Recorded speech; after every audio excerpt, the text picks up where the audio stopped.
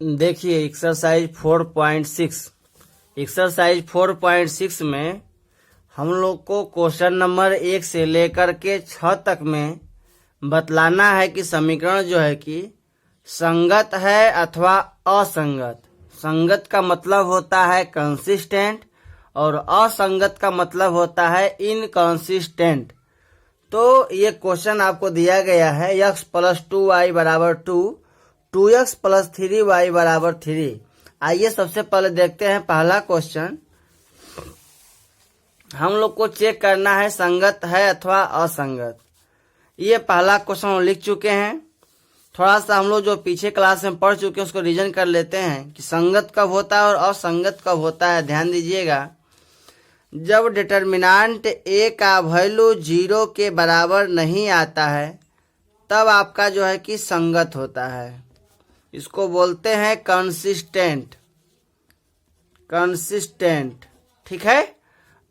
और जब determinant a का वैल्यू 0 हो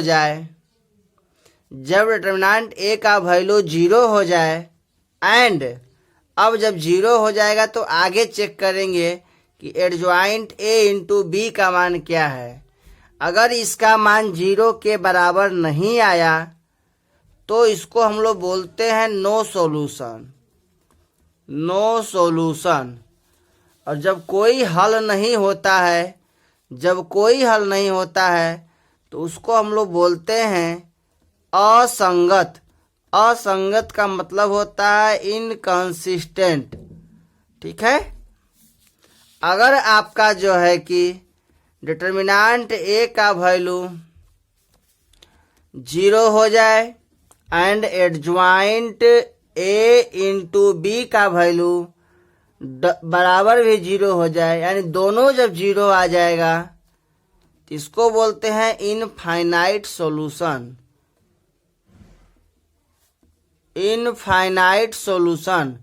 इनफाइनाइट का मतलब अनगिनत हल होगा।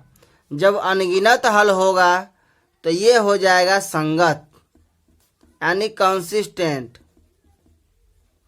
कंसिस्टेंट कब होता है?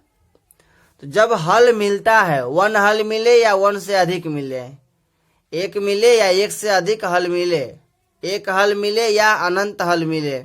जब हल मिलेगा तो कंसिस्टेंट, हल नहीं मिलेगा तो इनकंसिस्टेंट। ठीक है। डिटर्मिनांट a का वैल्यू अगर 0 नहीं होगा तो यहीं पर ये क्लियर हो संगत है। अगर ये 0 हो जाता है तब 2 केस आपके सामने है कि सबसे पहले एडजॉइंट a इंटू बी का मान निकालेंगे और ये अगर 0 के बराबर नहीं आता है तो असंगत, और 0 आ जाएगा तो संगत। आइए अब क्वेश्चन को देखते हैं हम लोग। क्वेश्चन नंबर 1, डिटर्मिनांट a का वैल्यू अब हम लोग निकालेंगे। क्वेश्चन को सोल्व कर रहे हैं। डिटर्मिनांट a का वैल्यू निकालेंगे तो 3 गुना 1 आपका 3 - 4, ये आ जाएगा -1। -1 जो कि 0 के बराबर नहीं है। जब 0 के बराबर नहीं होता है तो यहाँ यूनिक सॉल्यूशन मिलेगा। कहेंगे since determinant a does not equal to 0, इसलिए सिस्टम हैज यूनिक सॉल्यूशन, यानी अद्वितीय हल होगा। दैट मीन्स अर्थात ये कंसिस्टेंट हो गया, यानी कि संगत हल है। ठीक है, ये संगत हल है। आइए अब अगला क्वेश्चन देखते हैं। इसमें हम लोग को x का y का मान नहीं निकालना है, केवल चेक करना है कि संगत है अथवा असंगत। देखिए क्वेश्चन नंबर 3। यहाँ सबसे पहले हम लोग a को लिख लेते हैं। a बराबर x के कोफिशिएंट को फर्स्ट कॉलम में 1 2, y के कोफिशिएंट को सेकेंड कॉलम में लिख लिए हम लोग। अब जो है कि b का वैल्यू हो जाएगा 5 8। ठीक है, x y का काम नहीं पड़ेगा इसलिए कैपिटल X नहीं लिखते हैं। डिटर्मिनांट a का वैल्यू निकाल लेंगे तो यहाँ पर आपका आ जाएगा 6 गुना 1 6, 3 दूना के 6, 6 - 6 ये 0 आ गया। अब 0 आ गया तो समस्या बढ़ गया। अब इसको आगे बढ़ेंगे। अब यहाँ पर हम लोग एडजॉइंट a इंटू बी का मान चेक करना है, इसलिए एडजॉइंट a निकालने के लिए अब हम लोगों को फैक्टर निकालना पड़ेगा पिछले क्वेश्चन में, क्वेश्चन नंबर 1 में इसका मान 0 के बराबर नहीं आया था, इसलिए यहीं पर कंसिस्टेंट हो गया। यहाँ चूंकि 0 आ गया, अब अगला स्टेप लेंगे एडजॉइंट ए इंटू बी का, और एडजॉइंट के लिए कोफैक्टर चाहिए, इसलिए cofactor of determinant A C11 बराबर, कोफैक्टर का सिंबल कैपिटल ए होता है या सी होता है। देखिए तो 11 यानी 1 का कोफैक्टर निकालेंगे, इसका रो और कॉलम छोड़ देंगे, 6 हो जाएगा। C12 का मान निकालेंगे, 2 और 1 3 माइनस लगेगा, क्योंकि यहाँ पर जोड़ने पर विषम संख्या आएगा, जो भी आएगा उसमें माइनस लगा देंगे, रो और कॉलम छोड़ देंगे, यहाँ 2 हो जाएगा। C21 का मान निकालेंगे तो 21 यानी 2 का कोफैक्टर निकालेंगे, 2 का रो और कॉलम छोड़ देंगे, यहाँ पर 3 है, 3 में लगा देंगे माइनस। C22 का 6 का निकालना है कोफैक्टर, 6 का रो और कॉलम छोड़ देंगे, यहाँ 1 है, 1 हो जाएगा। ठीक है, तो ये आपका हो गया कोफैक्टर। अब हम लिखेंगे एडजॉइंट ए बराबर, एडजॉइंट ए बराबर होता है कोफैक्टर का ट्रांसपोज। तो यहाँ पर 6 -2 -3 1 का डैश ले लेंगे। डैश का मतलब होता है रो को कॉलम में चेंज कर देना, तो फर्स्ट रो को फर्स्ट कॉलम में और सेकेंड रो को सेकेंड कॉलम में लिख देंगे। ये आपका हो गया एडजॉइंट ए का मान। अब एडजॉइंट ए इंटू बी का मान निकाल लेंगे।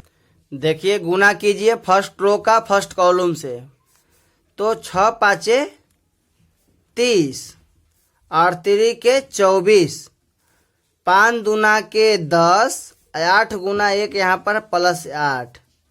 हम देख रहे हैं कि ये जो है कि 0 के बराबर नहीं आया, 30 में से 24 जाएगा 6 और यहाँ पर हो जाएगा -2, ये डज नॉट इक्वल टू 0 है।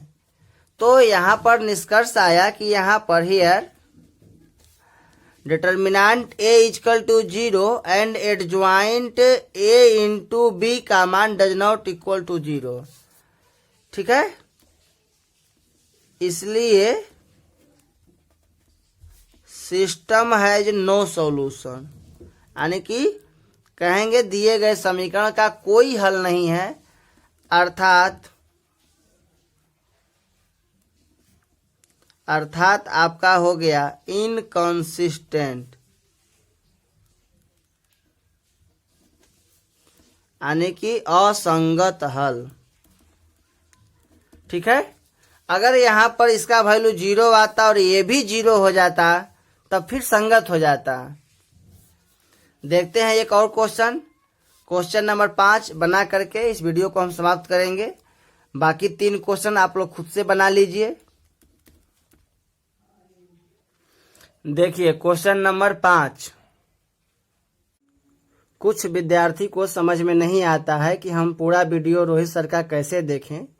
आप जो वीडियो मेरा देख रहे हैं यूट्यूब पर, आप उसके नीचे देखिएगा तो एक सब्सक्राइब का बटन होता है, तो सब्सक्राइब पहले तो वीडियो को आप सब्सक्राइब कर लीजिए और उसके बगल में आप उसके बगल में देखिएगा तो सब्सक्राइब बटन के बगल में यहाँ पर होता है चैनल का नाम टॉप नॉलेज पॉइंट।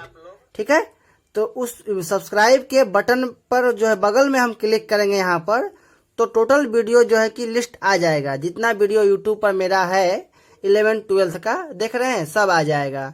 ठीक है, देखिए अब 3.4 एक्सरसाइज 3 उसके नीचे 3 है, उसके नीचे 3.2 है, उसके नीचे 3.1 आएगा, तब डिटर्मिनेंट आपका आएगा। तो जो वीडियो हम देखना चाहें यहाँ पर सब कुछ आ जाएगा। ठीक है, तो हम लोग करना क्या है कि सब्सक्राइब के बगल में क्लिक करना है, वहां से A to Z वीडियो आ जाएगा। जो आपको देखना है क्रम वाइज लिखा हुआ है, पार्ट 1 पार्ट 2 चैप्टर वाइज, जो आपको देखना होगा आप देख सकते हैं। चलिए अब आगे हम लोग पढ़ाई करते हैं। क्वेश्चन नंबर 5 में जो है कि दिया गया है, आपको यहाँ पर 3 समीकरण दिया गया है। ए बराबर लिख लें x के कोफिशिएंट को फर्स्ट कॉलम में 3, यहाँ x नहीं है तो 0, x के गुणा में 3, y का कोफिशिएंट -1, y का कोफिशिएंट 2, y के गुणा में -5, z के गुणा में -2 -1, z नहीं है तो z का मान 0 हो जाएगा। अब b बराबर इसके RHS पार्ट में 2 - 1 3, ये आपका b का मान हो गया। अब हम लोग डिटर्मिनेंट a का मान सबसे पहले निकाल देंगे।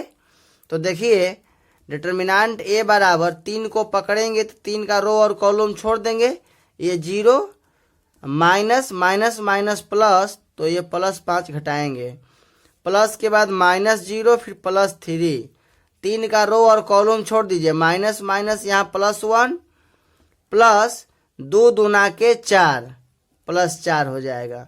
अब ये 5 तिहाई 15 -15, 4 1 5, 4 1 5, तो 5 तिहाई 15, ये +15।